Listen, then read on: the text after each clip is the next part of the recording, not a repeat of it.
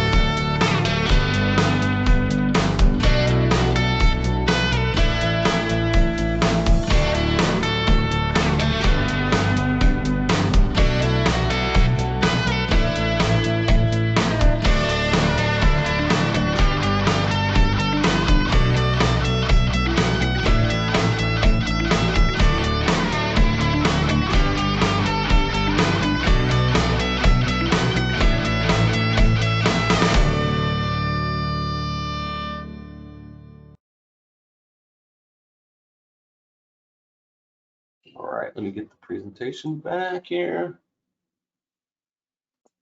All right, thank you, SoftPro, and we'll introduce the speakers now.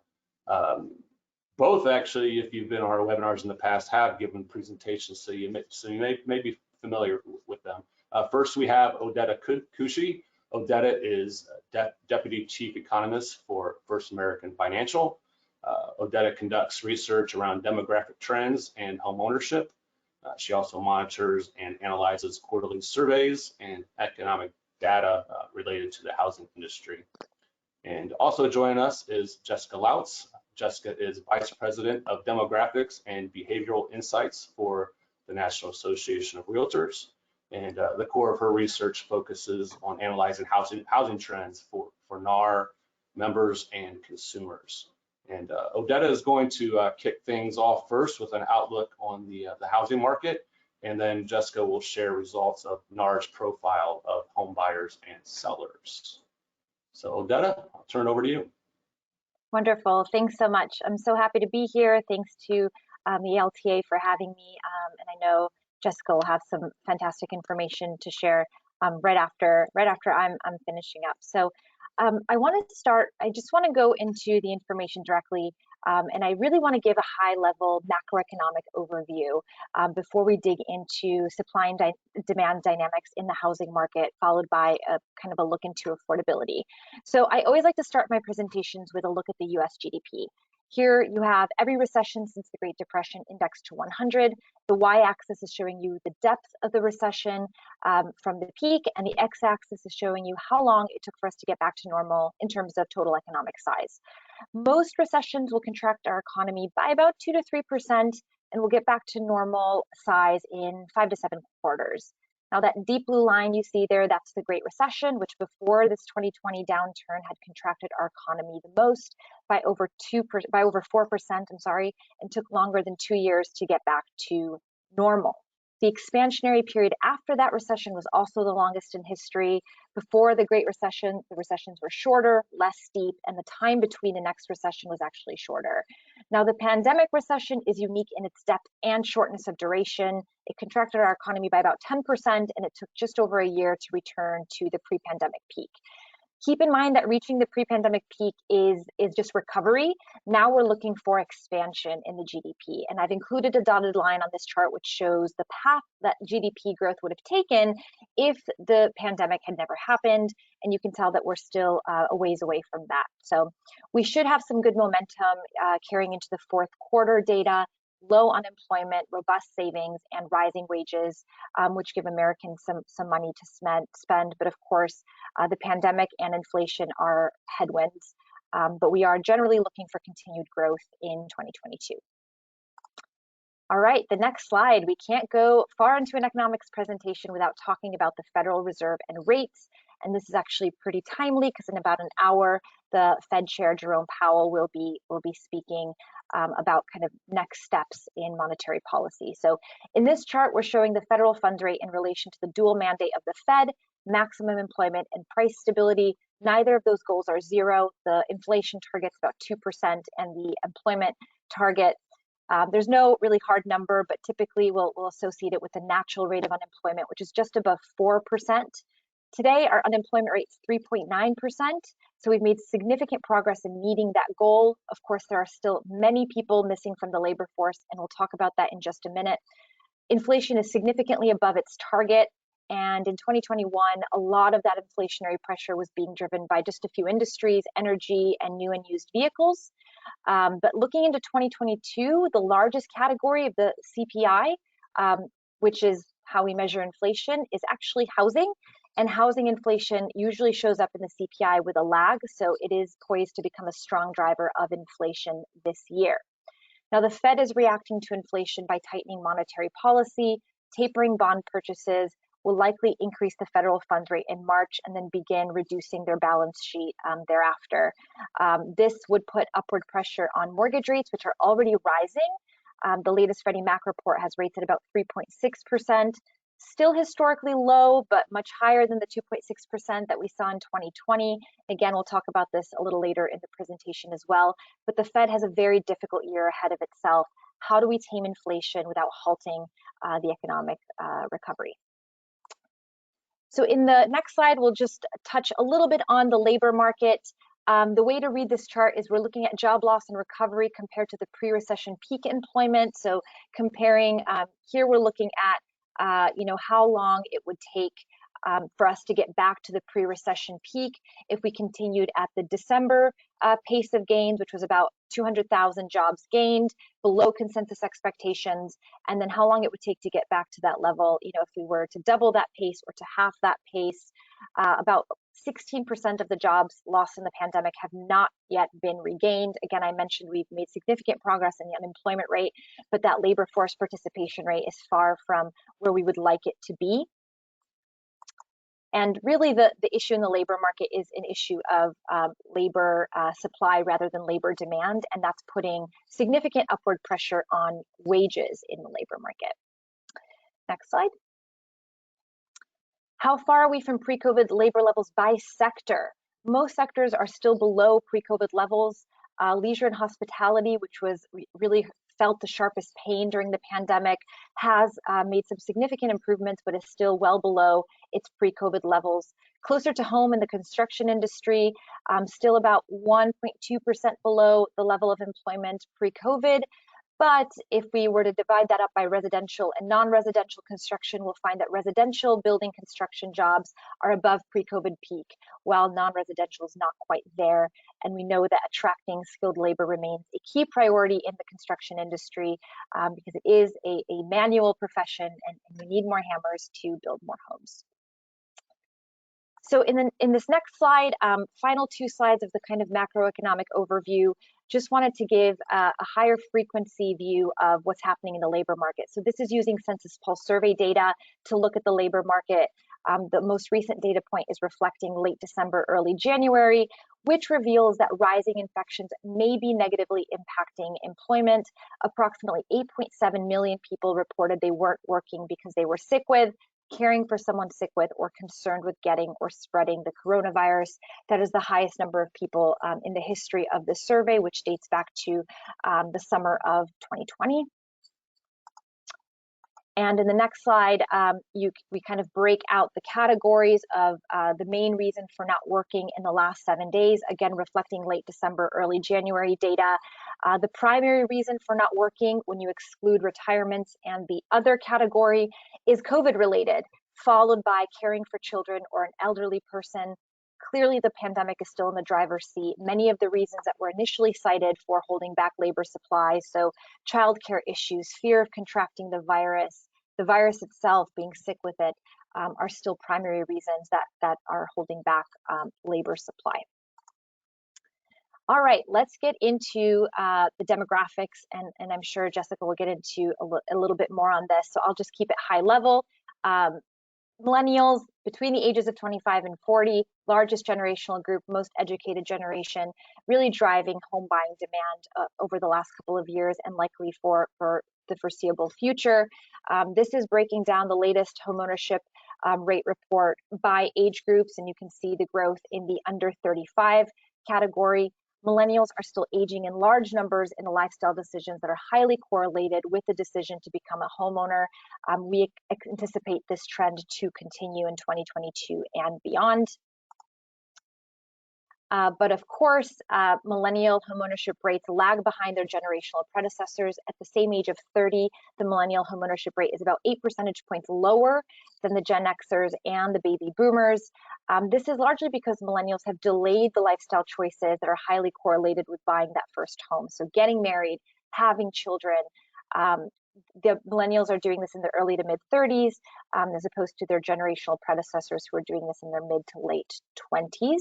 But now the older millennials are starting to age into those lifestyle choices, buying that first home, and we're starting to see that appear in the data as well. You can see that the gap is closing. The older the millennials are getting, the gap between the homeownership rate between them and the Gen X and baby boomers. So is all that education paying off? Well, the data says yes. Here we have house buying power and the homeownership rate of millennials by educational attainment.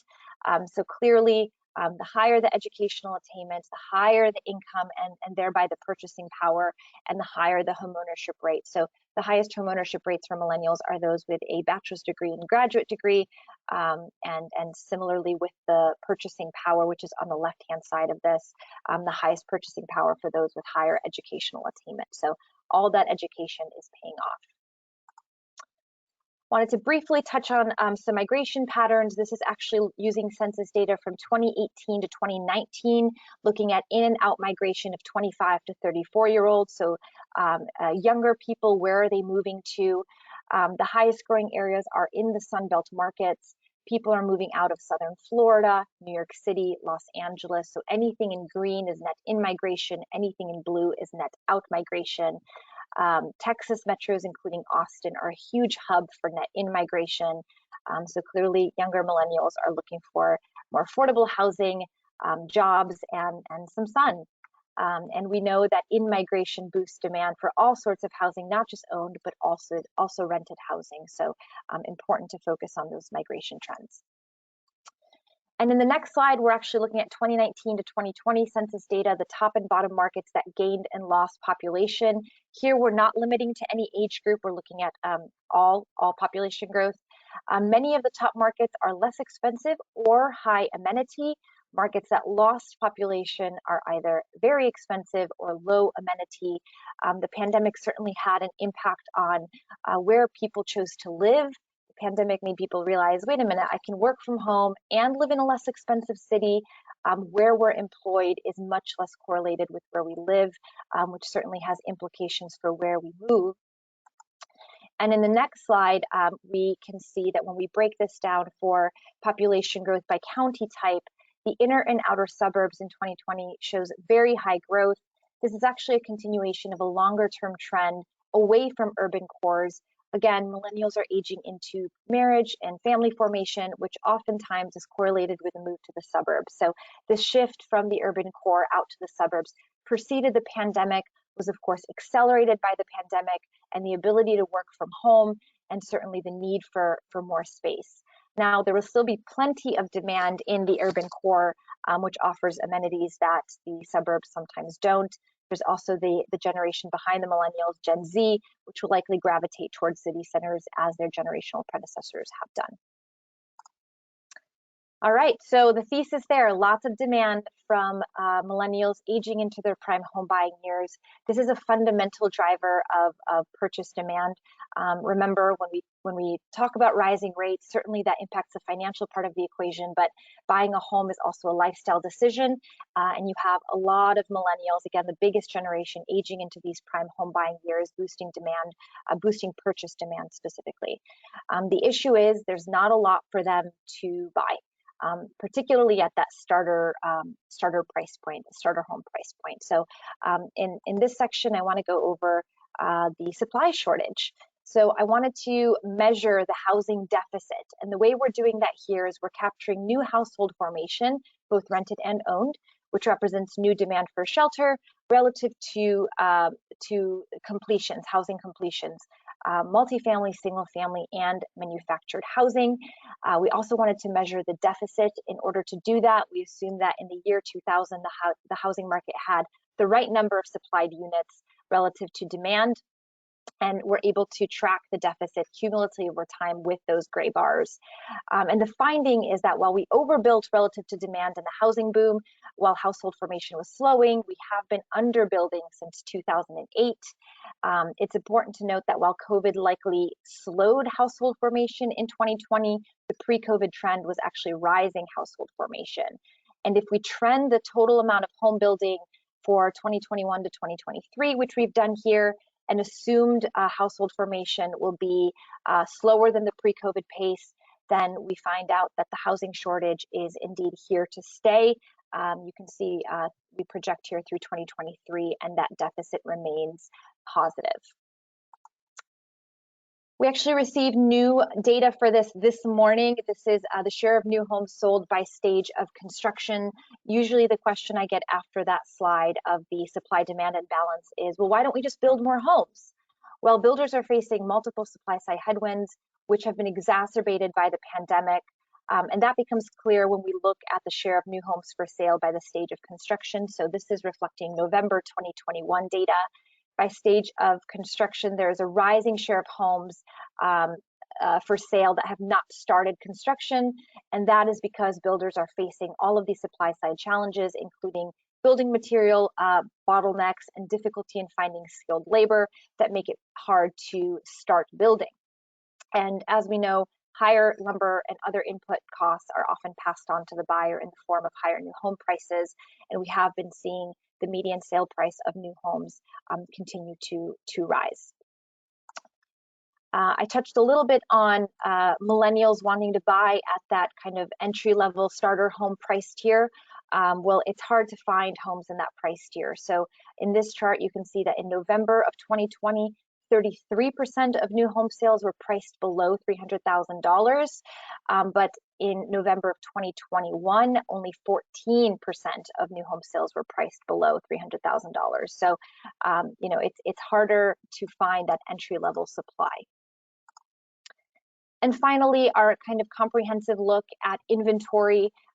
Here we're looking at a measure called inventory turnover, which is sitting at about 1.2%, which means only 120 homes in every 10,000 are for sale. So inventory remains at a near historic low. And as we know, we have all of this demand against a relatively fixed supply of homes for sale, and that has strong implications for house prices and affordability. And I want to touch on that a little bit in the next couple of slides. So next slide, please. There we go. So house prices and affordability. And the first slide is just looking at mortgage rates. Because in the almost 50-year history of recording the 30-year fixed rate mortgage, it has never been as low as in the last decade. More importantly, from the peak in 1981 of rates being at more than 18%, hard to imagine, there has been a consistent long run downward trend. And that declining mortgage rate has been one of the most important drivers of both purchase and refi activity. So, you know, having that mortgage rate be so low has allowed for people to refi. It's allowed for move-up buying, higher housing market turnover. But as we know, the mortgage rate won't stay this low forever. And as it rises, what was a housing market tailwind will likely turn into a headwind. But we'll talk about that a little bit at the end of the presentation. Looking at measuring affordability, typically we'll typically just look at nominal house price growth when we talk about affordability, and that's what you see here in that green line. And you can see that the nominal house price index has actually exceeded the previous housing boom peak. But once you adjust that nominal house price index for mortgage rates and income, you get the orange line in this chart. That's the real house price index. The real house price index is indicating declining affordability, but it is showing us that housing is more affordable than it was at the peak of the housing boom. And that's largely a function of lower mortgage rates. But with that said, affordability has declined by 21% on a year-over-year basis in our November 2021 report, as mortgage rates rise and nominal house prices, hit double digits. Whereas affordability declining the most in our November report, those markets were Phoenix, Charlotte, Tampa, Atlanta, and Jacksonville. The reason is an influx of demand, again, relative to limited supply. Many of these markets are experiencing net in-migration and heightened investor activity, so it's unsurprising that we're seeing affordability decline. Are there markets that are more affordable? So in this next slide, we measure the share of homes available for sale that the median renter, so we're using the median renter's household income here, can afford to buy based on their purchasing power.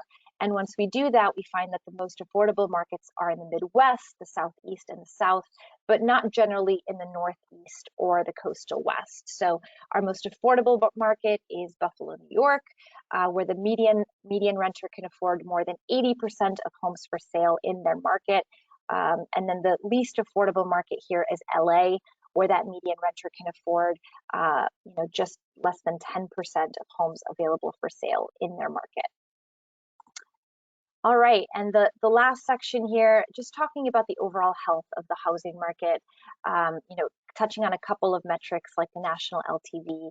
And the first thing I wanted to talk about is, despite the fact that nominal house price growth has hit double digits, I think the latest report said 18.8% year-over-year growth, housing is not overvalued using the measure shown in this chart. So if housing is appropriately valued, we would expect house buying power, or how much you can afford to buy given income and interest rates, to be equal to or outpace the median sale price of a home nationally.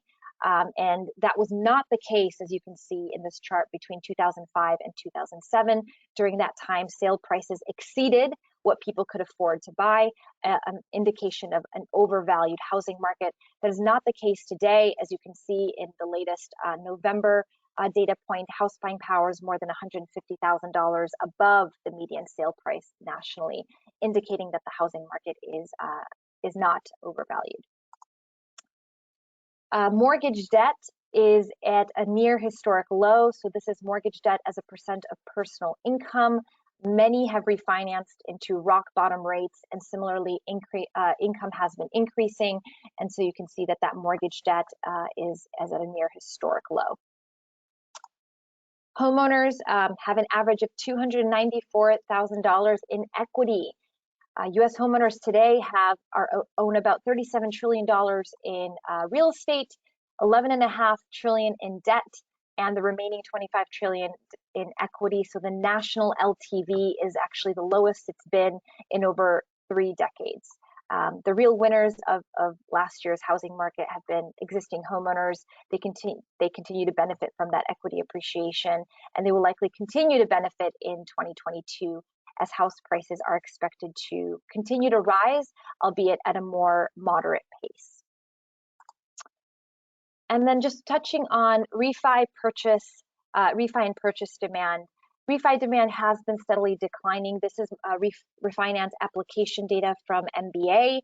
looking at it, highlighting the last few years, and then also looking at the 30-year fixed rate mortgage in 2022. So refinance demand has been steadily declining as there are fewer and fewer people who are in the money to refi as rates rise.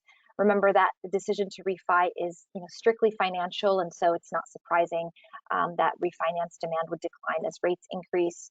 And in this next slide, that's exactly what you're seeing. We're looking at 6 different rising mortgage rate eras here to look at what happens to refi demand during periods when rates rise. And so you can see that in all of these rising rate eras, refinance demand declines. Again, not surprising given what we know about what drives a decision to refi. Purchase demand is very strong, and starting the year 2022 on a very strong note. 2021 was the strongest year for purchase demand in a decade if we exclude 2020, and we expect 2022 to be another strong year for purchase demand.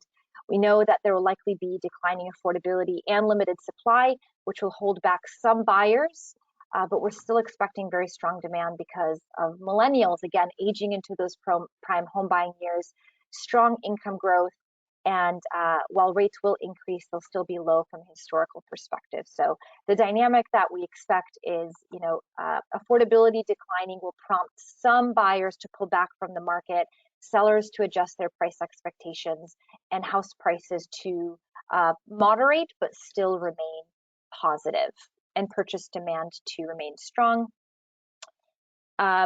Looking at nominal house prices, when during different rising rate eras, we actually find that house prices are pretty resilient in the face of rising mortgage rates.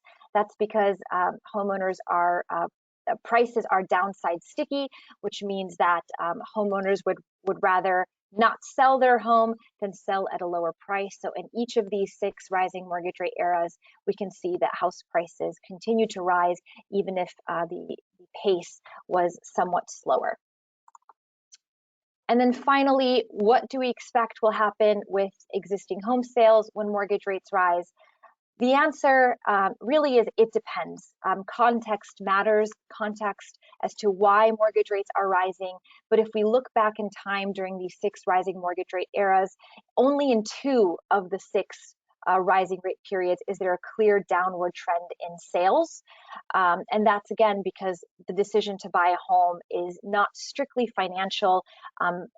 Just an improving economy might give people some confidence to buy, even if it's slightly more expensive to do so.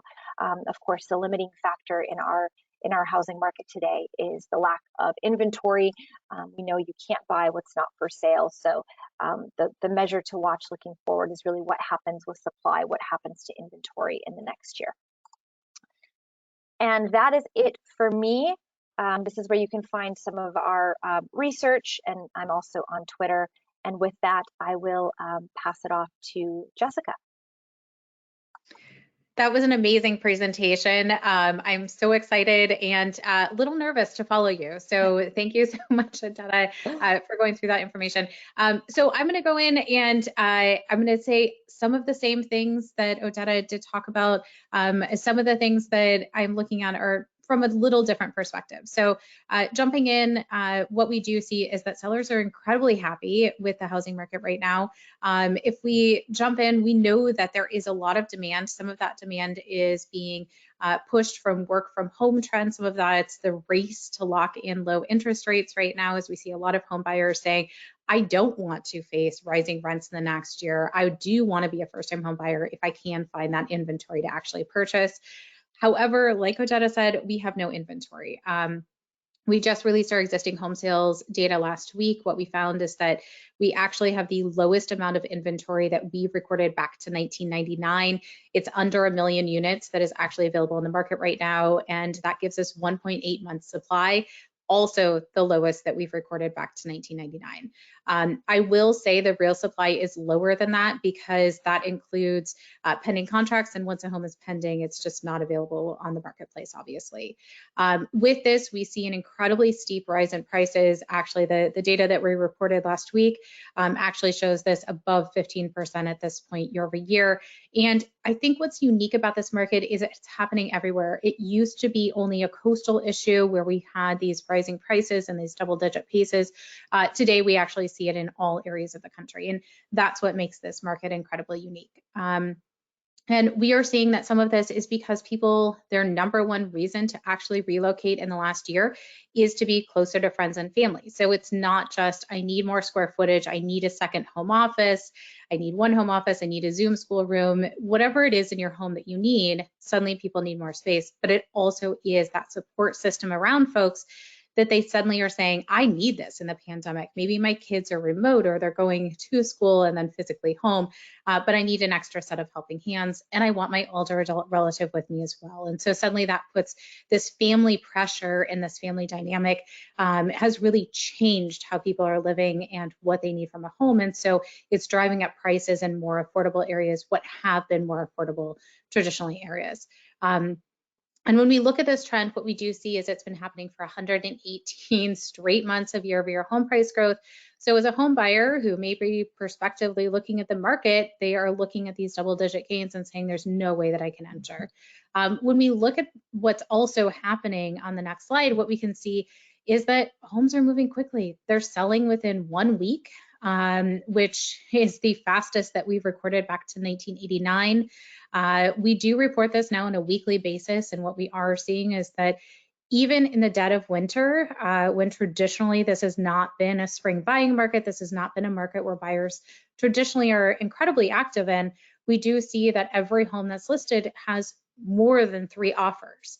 So you still see a lot of competition in the market just because of the low inventory. Also the wave of millennials, and I'll talk a little about that as well. On the next slide, what we see is there is no negotiating power. What we see is that sellers are receiving their full asking price. 1/3 of sellers are actually receiving more than the asking price for their homes. So with more than 3 offers, you're going to have a bidding scenario and someone's going to say, I am happy to offer above that. We also see that a lot of folks are waiving the inspection. They're waiving the appraisal on the home, and they're actually willing to pay all cash as well. So jumping into the next theme here, what we are seeing is that cash is king right now. There has been an increase in the last year of people not only purchasing primary residences and relocating, but also an increase in vacation home buying. And so with that, we actually see that half of vacation home buyers actually paid all cash for their purchase. If we look at only primary residence purchasers, that's what I'm showing you on this chart right here. We see an elevated share who actually paid all cash as well. 17% of repeat buyers are paying all cash. There's a lot of folks where the pandemic was a good thing to their finances. They cut spending on other areas of their life, on entertainment and sporting events and nice vacations, and they suddenly said, let me jump into the housing market. And if I'm an investor, this is a great way to hedge inflation as well. So in the coming year, with the inflationary pressure that we're seeing right now, we may see more investors coming into the market. We may see more vacation home buyer demand as people have continued to retract their spending in other areas of their life. I do want to talk about, and I know Wajeda talked about millennials a little bit. I'm going to show you a similar chart from a different perspective. So jumping into the next theme, and the first chart here is really looking at the US population by age. What we can see in this chart, what I want to have as a major takeaway here is the blue section. That is represented by millennials today. This is the age of the population, and we're looking at this by generation here. So little babies born in the green, all the way down to the gray and the silent generation mortality rates. You can see this is petering off towards the end. Right dab in the middle right there are millennials, and this is the largest generation today. They are going to be the largest generation of home buyers because they already are. There is just more of them than everyone else. And when we look at this, what I want to point out that's really important here to the housing market is this red bar is the median age of first-time home buyers today. It is the age of 33. And behind that, what we see is for about the next 5 years, we have approximately 23 to 24 million Americans who are going to be in the age of a typical first-time home buyer. They are coming, they are here, they are ready to enter homeownership. So I loved where Dada left it off, where we don't know what's going to happen with rising rates, because absolutely that's going to turn some folks away who are going to be stretching and they cannot afford to enter homeownership with these double-digit price increases. 2022, we expect prices are not going to be rising at these double-digit pace, but this is not going to dissuade a lot of home buyers who want to enter into that home buying market and are really going to try and grapple with the lack of inventory and really stretch to be able to get there. On the next chart, I'm just showing you the age of your home buyers today. The blue bar, really boring. It's the median age of your first-time home buyer. So it really has ranged in this very tight band of 28 to 33, and that's dating back to the last 40 years. So it's pretty consistent. We're not seeing much change here. What has changed, it's ticked up a little bit. It's the median age of 33 today for your typical first-time home buyer. What has changed, though, is the median age of your repeat buyer. And this is why there's even more competition in the market today than what we have seen, is because your median age of your repeat buyer has increased dramatically. It used to be the median age was 36, now it's 56. And what that means is that people are living longer, they're working longer, they're feeling confident taking on a mortgage later in life. And as they do that, that's tightening inventory even more. We find that people who are close to retirement age, they are not downsizing anymore. That is a trend of the past. They're actually looking to buy a single family home, maybe a newer, nicer single family home, but a single family home regardless. And this is the type of property that we also see our first time home buyers competing for as well, essentially skipping that starter home property, looking for an affordable, nice, or fixer-upper home that they can move into. And so as we see a lot of competition in the marketplace, that's just creating even more challenges. Moving into the next theme here, or the next slide, is first-time home buyers. We did see a slight uptick last year when we look at the annual figures. It's up to 34%. That is still under the historic norm of 40% of first-time home buyers in the market, so we're still well under that. We know inventory is playing a role here. We also know that rising prices are playing a role, student loan debt as well. So all of these themes are really big challenges for first-time home buyers entering the market. That being said, just because of that wave of millennials, we probably saw that uptick due to that. The other reason we likely saw this uptick is we had an increased share of young adults, of first-time home buyers who had mom and dad's help with the down payment. And so as you see more family members who are willing to financially contribute to juniors' home purchase, you're probably just going to see more home buyers being able to enter the market as well. So they don't necessarily have to come up with that down payment on their own. They can take a loan or a gift from family or friends, and that's going to help them as well. Moving into the next theme, I do want to talk about some of the demographic changes that we saw last year as well. One of the first big ones that I think is important is looking at multi-generational buying. This is actually revert back down to the trend that we had seen pre-pandemic. At the very beginning of the pandemic, what we saw is multi-generational buying. It jumped to 1 in 6 home buyers purchasing a multi-generational home, saying, I want my older adult relative into this home, or I want my young adult who is now jobless or is not going to college, they're moving back in, or I'm just pooling my cash with other family members who are purchasing this home. So different family dynamics moving into this multi-generational home, and that happened very quickly at the beginning of the pandemic. Now it's back down to the historic norm. It had been 11, 12%, pretty boring for the last several years, and it's right back there. So it happened quickly as people had this quick change to safety, I think, but now it's back down. The next trend I do think it's important when we talk about home buying activity is looking at the baby bust that has happened in this country. We are now at a 100-year low in birth rates based on NIH data, and that's as far back as that data goes. It is the lowest that NIH has ever recorded, and that is true of every age category, and it is true of every race. So regardless of who you are as a woman, birth rates have gone down in this country. What we do see is this really does have a reflection in home buying activity. So what I'm showing you in this chart is the share of home buyers who have a child under the age of 18 when they go to purchase a home.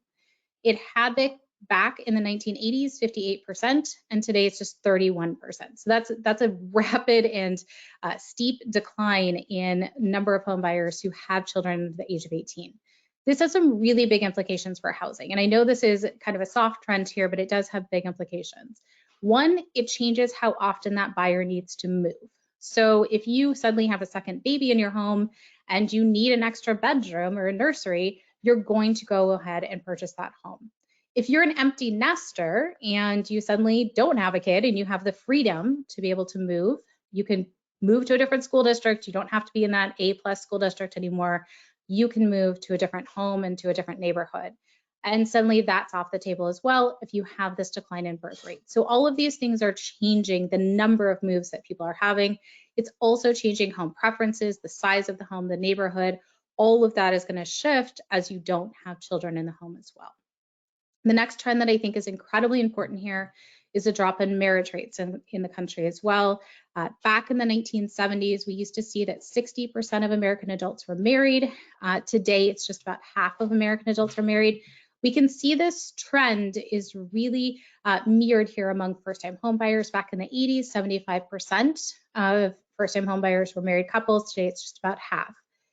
On the flip side, what's making up the difference? Single women. It's an increasing share in recent years, not only among first-time home buyers, but buyers overall. Women are stretching and they're really saving and cutting back spending in other areas of their life. They typically have lower household incomes than male buyers, but they are outpacing male buyers considerably. So it's very interesting to see this trend of single women purchasing homes. We know they're doing so for a number of reasons. They more likely to be caregivers than single men, more likely to be purchasing that multi-generational home. So perhaps they just want that security of home ownership. And they also know that home ownership is a good financial investment as well. So they're taking advantage of it. They're doing what they can to get there. The other big change that we are seeing are unmarried couples. That has increased as well. 17% of first-time home buyers are unmarried couples. And there has been a recent jump in roommates. That's not necessarily for first-time home buyers. It's actually for aging seniors who are repeat buyers in the market. I think this is a very interesting trend. Shout out to Betty White. It's essentially a Golden Girls phenomenon. You see older buyers pooling their cash together saying, let's buy this home. We have companionship. It helps with affordability, and they're doing so. I think that's a fascinating one to watch. All right, so the last section here I want to talk about is agent use. Yes, agent use is incredibly high. I do think on the buyer side, it's important to note that even though you have this wave of young adults, millennials, first-time home buyers who may be coming into the market, trying to lock in these low interest rates before they jump, and as they're facing rising rents as well, that buyers are using agents and they want that human touch. They want the ability to negotiate and all of the skills that this buyer's agent is going to provide and really help them out with. They want that. They want those tools. And so they appreciate the skills that agents are using. On the seller side, it's important to note that sellers are using agents as well. We do collect data on iBuyers. It's less than 1% of sellers who go on to actually purchase a new home are using an iBuyer service. They want to have someone who's going to market their home correctly, price it competitively. They do not want to leave money on the table, especially after the equity that they have earned in the last year. No one wants to leave that on the table. And they want a competitive offer. And so as they look at this, they want an agent, and they're using a full service agent to actually have these activities and tasks provided for them. So working with someone way before their home is ever listed to tell them how to fix up that home for sale, all the way past that closing table. FSBOs, it's just 7% in the last year. You would think, just looking at this from an economic perspective, in a competitive market, that you could just list your home for sale, easily sell via FSBO, but people do not feel comfortable doing that today. So that's just 7% of sellers today. All right, so that is what I have for you prepared. You can follow us on social media as well. I threw out all our information there where you can follow us, and we recirculate all of our content that we post on our blog and all new reports on social. But I would encourage checking out our blog as well if you have time to read any updates. We are providing new content really on a daily basis on there. So thank you. All right, thank you, Jessica. Thank you, Odetta. Lots of great insight on the real estate market. Hopefully, it gave you a little things to consider. When you get a title order and you're looking to get deals closed, and who's going to be possibly coming into your office to sign documents, or if you're doing it digitally, who's going to be on the screen. We do have 10-15 minutes here still. If anyone has any questions, send them in the questions box, and we'll pitch them to Jessica or Odetta.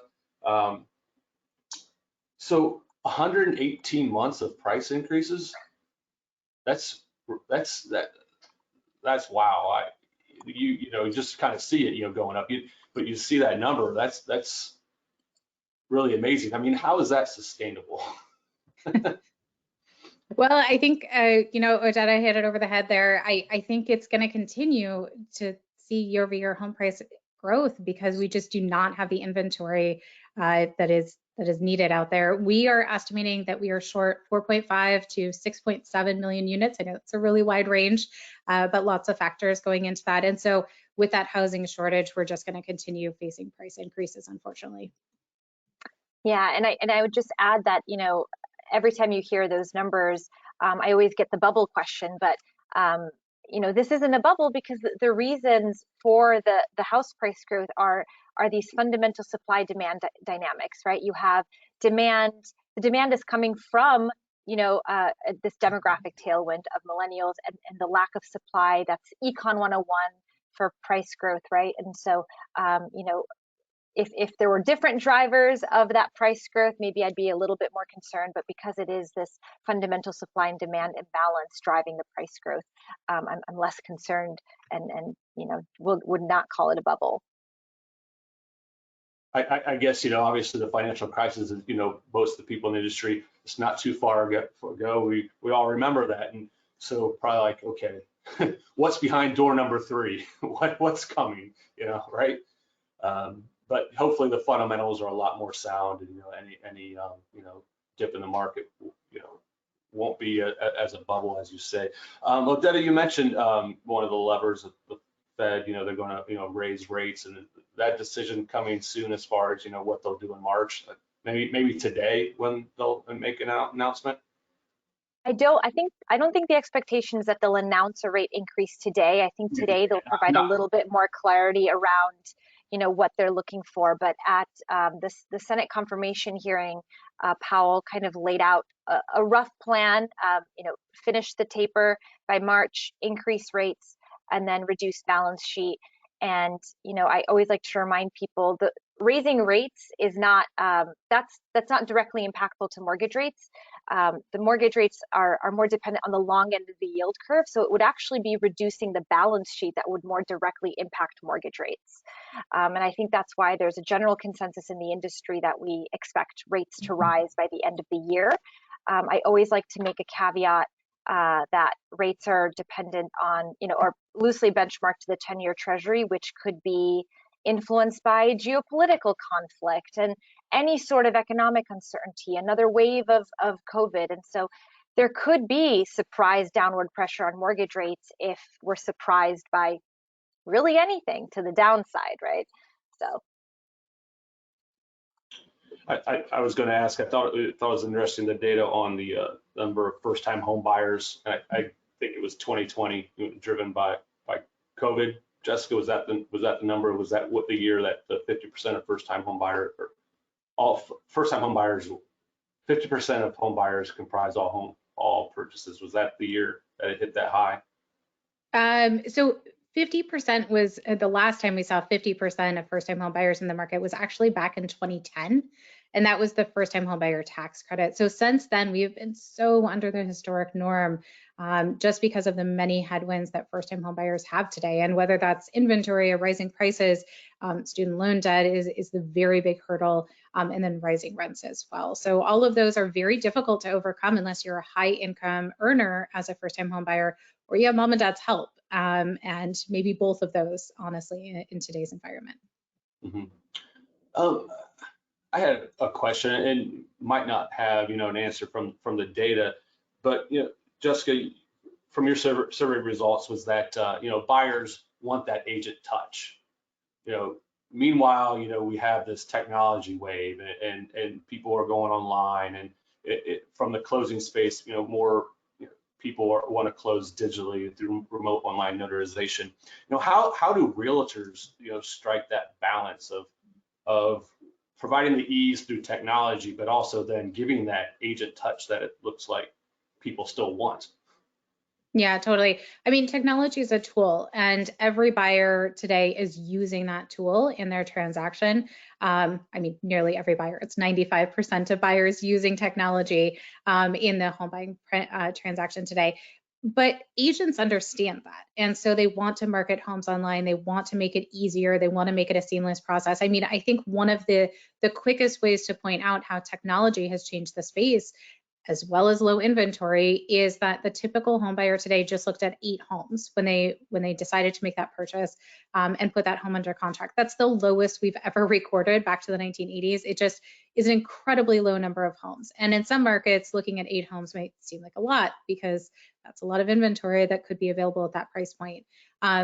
For others, I think what we're looking at here is how technology has made the process seamless and how people can weed out and look online and say, oh no, I'm looking at that virtual tour and that kitchen, it cannot be located right there next to the bathroom, or this is not going to work for my family. And you can quickly leave things on the cutting room floor and not waste your time jumping in the car. Yeah, great insight. And I think, title professionals can probably, glean kind of apply that same philosophy to how they operate. The technology can make, streamline the process, but it's still going to be people driven. The consumers are still going to need, someone to, explain, the process to them and be there when they do have questions. Whether you're closing through real online notarization, that's just another option to, provide your customers. Well, there's no other questions in the chat box. One last opportunity for the people out there, if you have any questions for Jessica or Odetta. In the meantime, if you did miss parts of today's webinar, or if you think others would benefit from listening, just a reminder, recording of the presentation will be emailed tomorrow, and you can always access our webinar archive at alta.org/webinars. Before wrapping up, I do want to thank SoftPro once again for sponsoring today's webinar. And without any other questions, that will bring us to the conclusion of today's presentation. Jessica and Odetta, thank you for joining us and sharing your expertise. Thank you. Thank you so much. All right, thank you. Take care, everyone. Bye-bye.